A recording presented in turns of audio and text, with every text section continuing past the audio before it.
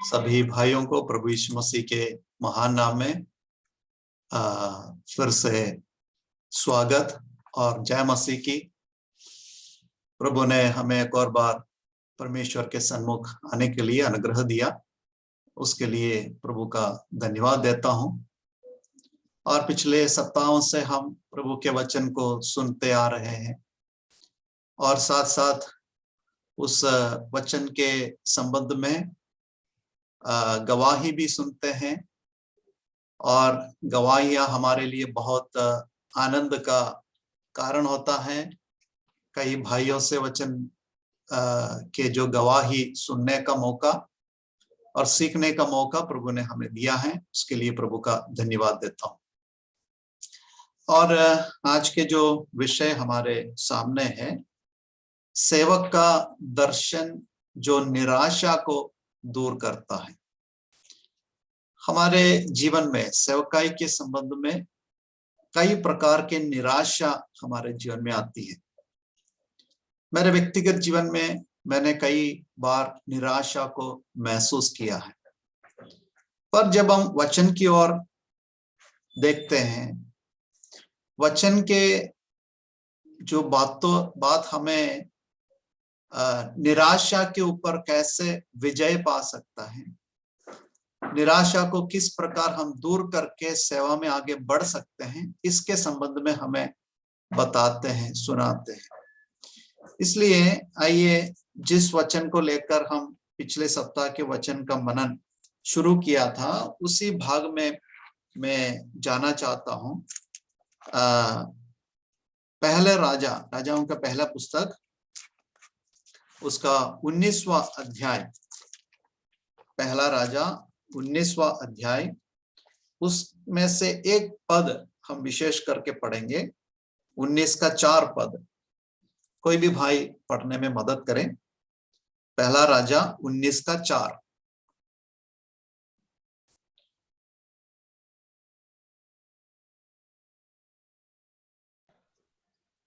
परंतु वह स्वयं जंगल में एक दिन के मार्ग पर जाकर एक झाऊ के पेड़ के तले बैठ गया। वहां उसने यह कहकर अपनी मृत्यु मांगी, हे यहोवा, बस है, अब मेरा प्राण ले ले, क्योंकि मैं अपने पुरखाओं से अच्छा नहीं। यहाँ पर एलिया के विषय में हम देखते हैं। पहला राजाओं का पुस्तक 18, 17, 18 और 19, इन 3 अध्यायों में एलिया के जीवन के संबंध में और सेवकाई के संबंध में हम देखते हैं। हम जानते हैं कि एलिया की सेवकाई बहुत बड़ी सेवकाई थी और जिसके बारे में नया नियम में भी बताया गया है। एलिया के समान ऐसा कोई नबी नहीं था करके हम वचन में पढ़ते हैं। और एलिया के जीवन के स्वभाव के संबंध में हम याकूब की पत्री में पढ़ते हैं, एलिया हमारे जैसा था, हमारे स्वभाव का सा था करके हम वचन में पढ़ते हैं। तो एलिया के जीवन के संबंध में यहाँ पर लिखा है कि एलिया यहाँ पर बहुत निराश हो गया था। 18 अध्याय में एलिया के जीवन के द्वारा जो सेवकाई हुई है, बहुत बड़ी सेवकाई हुई है, जहां पर यहोवा की वेदी और बाल की वेदी, और यहाँ पर बाल के लोग सामने आकर चिल्लाया और प्रार्थना की, पर वेदी को कुछ नहीं हुआ। पर यहोवा की वेदी के सामने एलिया आए, प्रार्थना की, स्वर्ग से आग उतरा और यहोवा की वेदी को भस्म कर दिया। तो उस प्रकार एक बहुत बड़ी सेवकाई के संबंध में हम 18 अध्याय में पढ़ते हैं। करमेल के पर्वत पर हम सब जानते हैं, जिसके बारे में मैं ज्यादा बताना नहीं चाहता। तो उसके पश्चात तुरंत एलिया के जीवन में निराशा आ गया है। क्यों निराशा आ गया है? निराशा का कोई कारण नहीं था, क्योंकि एलिया बहुत अच्छे से सेवकाई कर रहा है। बहुत अद्भुत काम, आश्चर्य कर्म काम एलिया के जीवन के द्वारा इस्राएल के लोगों के बीच में प्रकट हुआ है। अभी एलिया को निराश होने को कोई जरूरत नहीं था। पर यहाँ पर हम पढ़ते हैं कि एलिया कहता है, परमेश्वर से कहते हैं, हे यहोवा, बस है, अब मेरा प्राण ले ले, क्योंकि मैं अपने पुरखाओं से अच्छा नहीं हूं। 19वां अध्याय में हम पढ़ते हैं, इजेबेल करके एक स्त्री उसके सामने आया, उसको धमकी दिया। एक स्त्री ने एलिया को धमकी दिया और उसके पश्चात एलिया कहते हैं, अभी प्रभु बस हो गया, अभी मेरा प्राण ले ले, मतलब मैं मरना चाहता हूं, मैं जीना नहीं चाहता, मेरा सेवकाई हो गया, मैं आगे बढ़ना नहीं चाहता हूं, मैं रुकना चाहता हूं, बस हो गया, बहुत कुछ हो गया, आगे मैं जाना नहीं चाहता हूं, मेरा सेवकाई खत्म हो गया, फिर मैं आगे बढ़ नहीं सकता हूं, अभी मुझे ले लो, मेरा प्राण ले ले, क्योंकि मैं अपने पुरखाओं से अच्छा नहीं हूं। तो निराशा हमारे जीवन में आता है। एलिया के जीवन में आया तो हमारे जीवन में क्यों नहीं आ सकता? मेरे और आपके जीवन में कई प्रकार से निराशा आ सकता है, पर इस निराशा में हम किस प्रकार निराशा के ऊपर विजय पा सकता है, वो भी परमेश्वर का वचन हमें बताता है। एक दर्शन, सही दर्शन, परमेश्वर के वचन का दर्शन हमें प्राप्त करता है कि हम निराशा के ऊपर विजय को पा सके। यहां पर निराशा के पीछे क्या कारण था? निराशा ऐसे अपने आप नहीं आता है, निराशा के पीछे कुछ कारण रहता है, उस कारण से निराशा अपने जीवन में आ जाता है। तो आज सुबह के समय में कुछ बातों को मैं अपने सामने रखना चाहता हूं कि निराशा के पीछे क्या कारण है, क्या कारण से हमारे जीवन में सेवकाई के संबंध में, सेवकाई के क्षेत्र में निराशा के पीछे क्या कारण है। तो विशेष करके 3 कारण को मैं आपके सामने बताना चाहता हूं। बहुत सारे कारण हो सकता है, पर सेवकाई के संबंध में विशेष करके 3 कारण को मैं आपके सामने बताना चाहता हूं। अपन सही कारण को सही रूप से समझ पाए तो निराशा के ऊपर हम विजय पा सकते हैं। हमारे शरीर में कुछ बीमारी आए, हम उसका जांच करवाता है, उसको कारण ढूंढते हैं, कारण समझ में आता है तो उसका सही इलाज कर सकता है। इसी प्रकार हमारे जीवन में निराशा के पीछे क्या कारण है, तो कारण हमें समझ में आया तो हम आगे उस कारण, निराशा के कारण को समझकर उसको दूर करके सही दर्शन को पा करके आगे बढ़ सकते हैं। एलिया के जीवन में क्या कारण था, हम देखते हैं यहाँ पर 4 पद में हमने पढ़ा, कहता है, हे यहोवा बस है, अब मेरा प्राण ले ले। और कारण बता रहा है, क्योंकि मैं अपने पुरखाओं से अच्छा नहीं हूं, मैं अपने पुरखाओं से अच्छा नहीं हूं। यहां पर एलिया क्या कर रहा है, इस निराशा के पीछे क्या कारण है? कारण बता रहे, क्योंकि कारण यह है कि मैं अपने पुरखाओं से अच्छा नहीं हूं। तो यहां पर एलिया ये कर रहा है कि वे अपने जीवन को दूसरों के साथ तुलना कर रहा है, अपने जीवन को, अपनी सेवकाई को दूसरे व्यक्ति के साथ, दूसरे सेवकों के साथ तुलना करना हमारे जीवन में निराशा आने का कारण बन जाता है। दूसरों के साथ तुलना करना, सेवकाई में ये जो बात संभव है, जब हम सेवकाई में आगे बढ़ते हैं, हम अपने आप को दूसरों के साथ तुलना करता है। फलाने जगह में मेरा दोस्त सेवा कर रहा है, वो कितना अच्छा सेवा कर रहा है, मैं उसके समान बन नहीं पा रहा हूं। वो कई क्षेत्रों में उनका सेवकाई चल रही है, कई कलीसिया बन गया है और उसका आदर सम्मान बहुत ज्यादा उसको मिल रहा है। कई लोगों को प्रभु के पास लाते हैं, कई लोगों को बपतिस्मा देते हैं। इस प्रकार के जो बातें सेवकाई के संबंध में, अपने सेवकाई को और अपने जीवन को दूसरों के साथ तुलना करते हैं। यहाँ पर एलिया अपने जीवन को एक नकारात्मक रूप से पुरखाओं के साथ तुलना किया है, उस कारण से उसके जीवन में निराशा आ गया। मेरे प्रियो, हमारे जीवन में हम अपनी सेवकाई को, अपने जीवन को दूसरों के साथ तुलना करने की कोई जरूरत नहीं है, तुलना करने की कोई जरूरत नहीं। यहाँ पर एलिया से परमेश्वर ने किस प्रकार बात व्यवहार किया, यहाँ पर हम पढ़ते हैं 19 अध्याय में उसके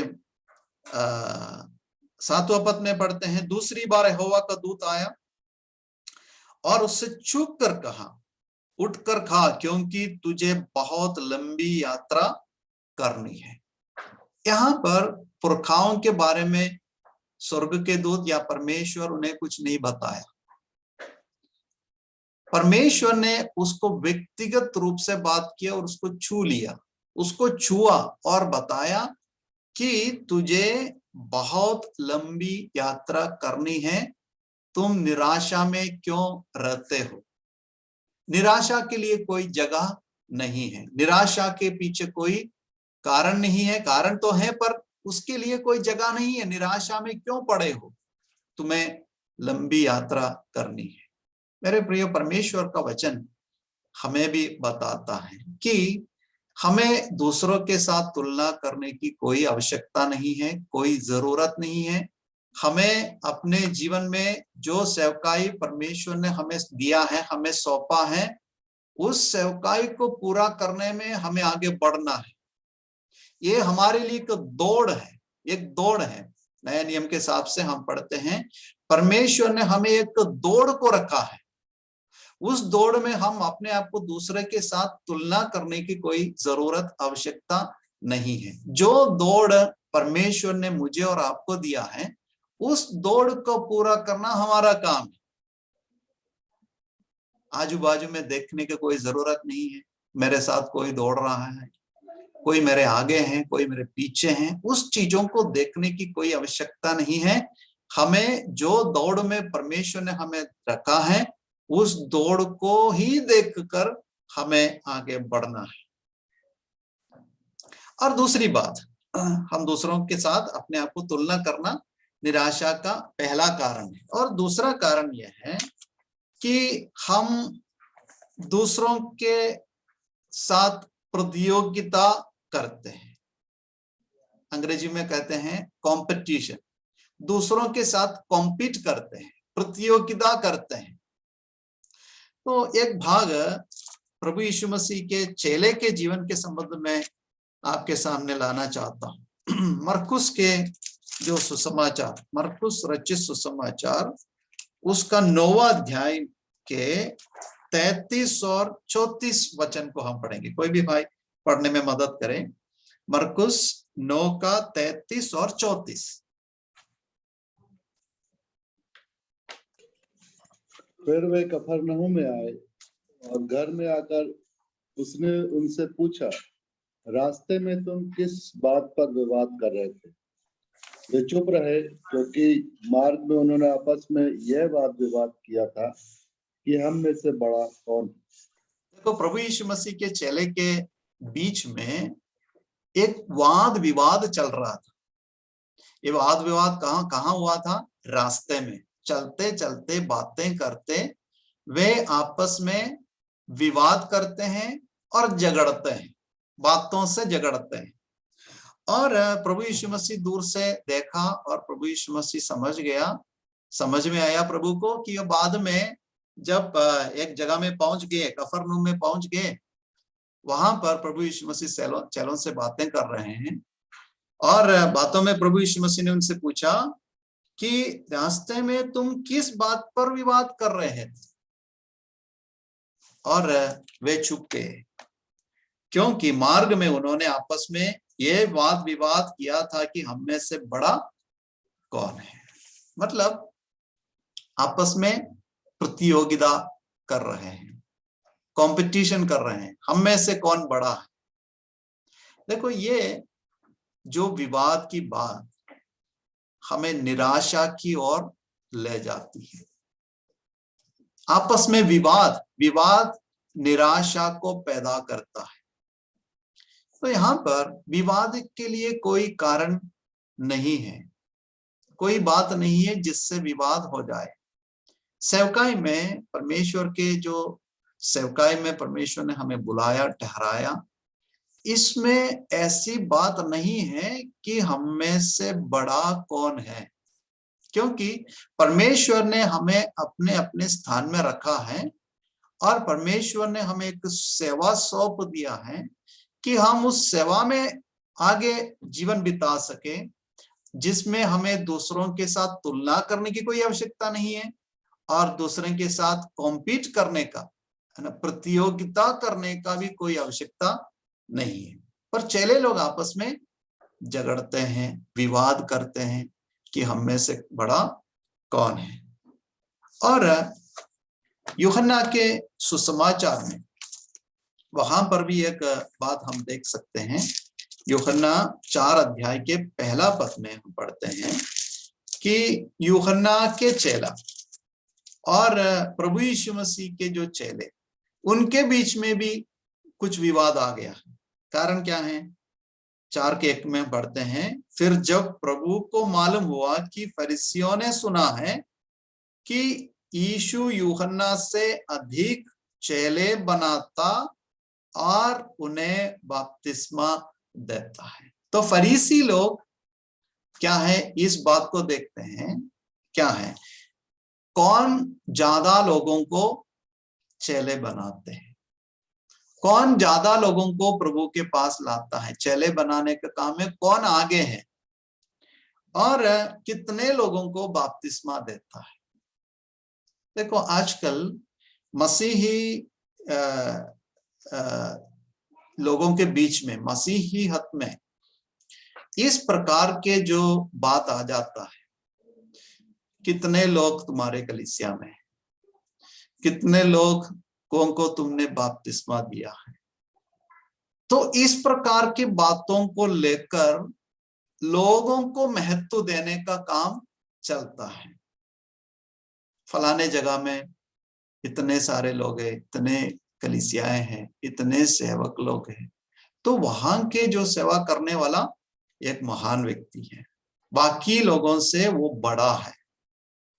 कई बार इस प्रकार के जो विचार लोगों के मन में आ जाता है, पर प्रभु की सेवा में ऐसा कोई विचार का स्थान, जगह नहीं है, क्योंकि प्रभु की सेवा में प्रभु अपने जीवन को प्रभु ने हमें दिया है और प्रभु की सेवा में हमें ठहराया है, लगाया है।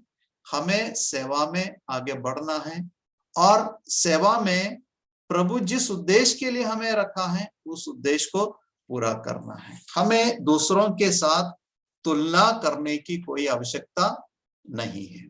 मेरे प्रिय, इस बात को समझने की आवश्यकता है। और कई बार हम इस प्रकार सोचते हैं कि हमारे सेवकाई के जो सफलता परिणाम पर आधारित, सेवा की जो सफलता है वो सेवा के परिणाम पर आधारित है। हम ऐसा कहते हैं, success is based on the result. देखो, कहीं भी हो, सक्सेस मतलब सफलता परिणाम पर आधारित है। बच्चे स्कूल जाते हैं, अच्छे नंबर पे पास हो जाते हैं, तो वो नंबर देख करके, उनका रिजल्ट देख करके हम कहते हैं कि हाँ, बच्चों की पढ़ाई बहुत बहुत अच्छी है, बहुत अच्छा पढ़ाई कर रहा है बच्चे। पर सेवकाई के क्षेत्र में ऐसा नहीं है। सेवकाई के क्षेत्र में हमारे जो सेवकाई की सफलता परिणाम पर आधारित नहीं है, परिणाम पर आधारित नहीं है, क्योंकि सेवकाई में हम रिजल्ट से बढ़कर सेवकाई के उद्देश्य को देखते हैं। तो प्रभु ने हमें क्या बताया है? लोगों को लाना है, पकड़ के लाना है, ये बताया है क्या? नहीं, तुम पृथ्वी के छोर तक जाकर के मेरे गवाह बने। प्रभु के वचन को लेकर जाना, प्रभु के वचन को सुनाना, प्रभु के गवाह बनकर जीवन जीना, यह है हमारा उद्देश्य। और लोगों को लाना और विश्वास दिलाना वो प्रभु का काम। तो इसलिए कभी ऐसा निराश होने की कोई आवश्यकता नहीं है कि मैं इतने सालों से सेवा कर रहा हूं, कोई फल नहीं मिला है। जब मैं बाइबल कॉलेज में अध्ययन कर रहा था, तब मैं कई मिशनरी लोगों के जीवन के बारे में मैंने पढ़ा था।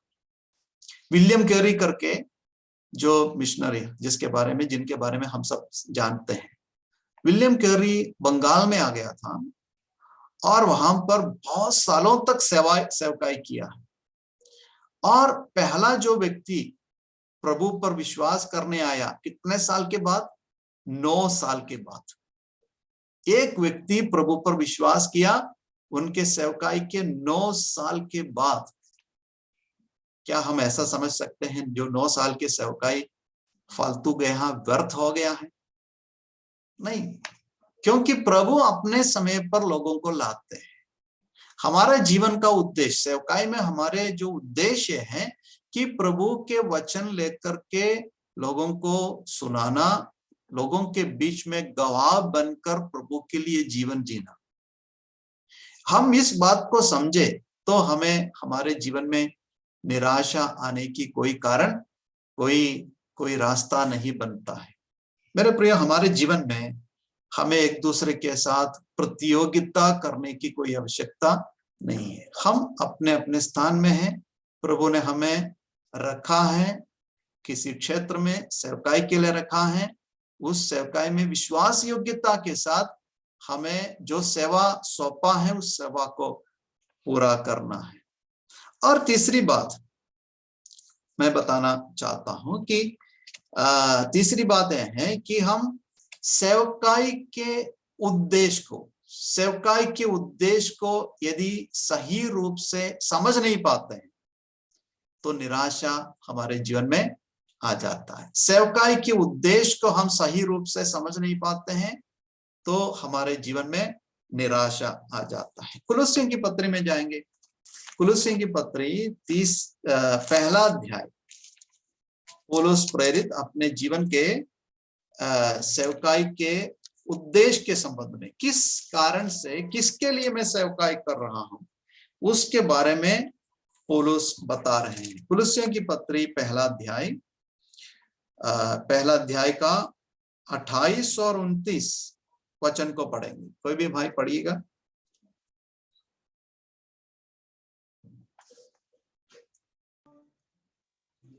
जिसका प्रचार करके हम हर एक मनुष्य को चेतावनी देते हैं और सारे ज्ञान से हर एक मनुष्य को सिखाते हैं कि हम हर एक व्यक्ति को मसीह में सिद्ध करके उपस्थित करें।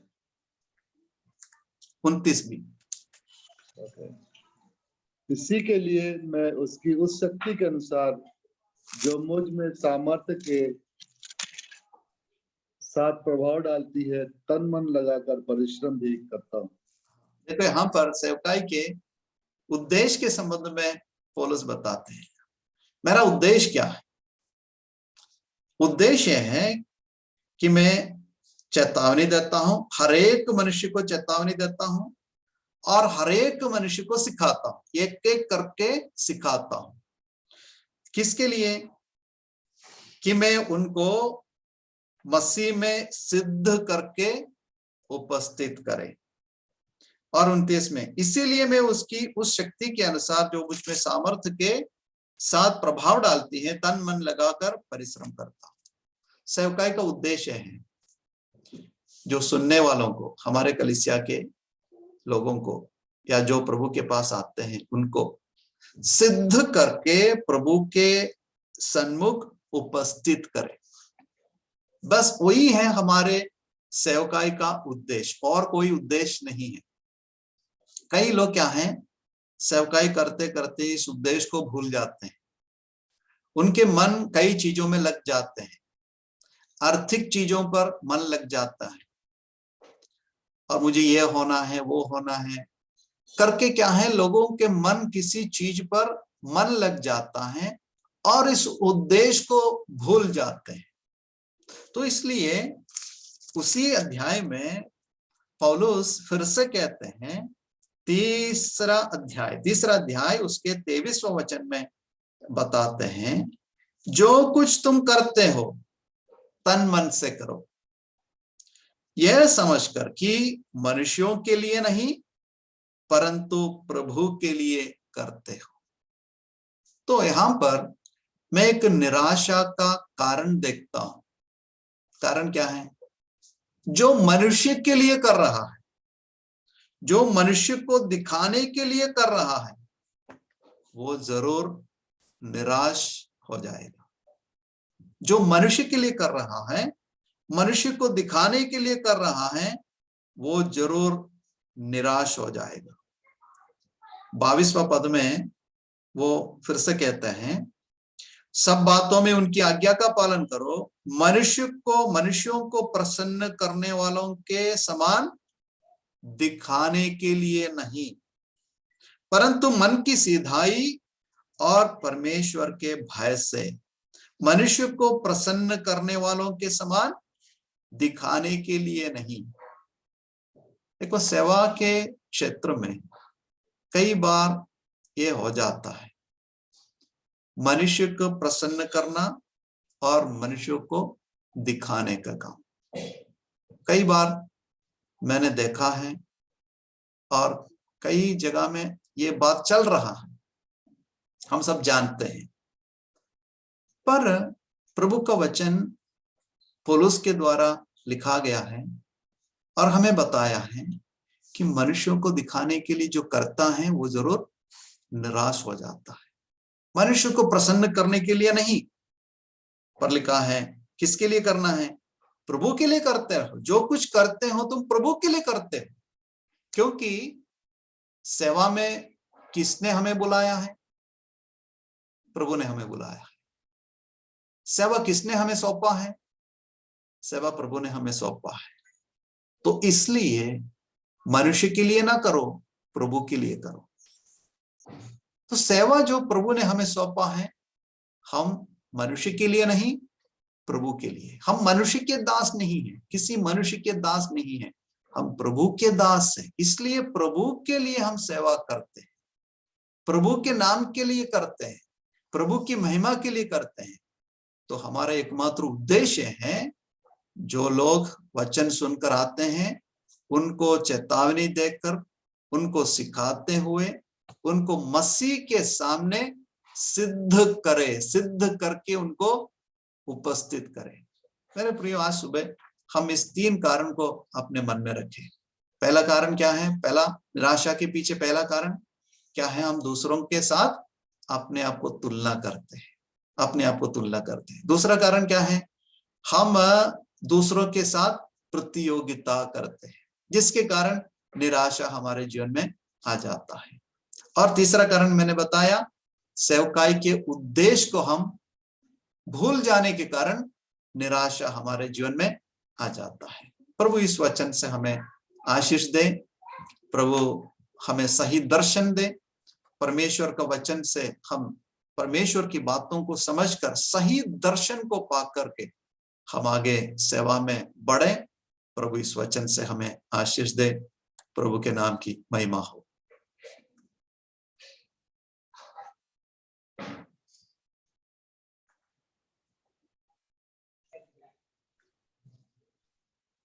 धन्यवाद ब्रदर,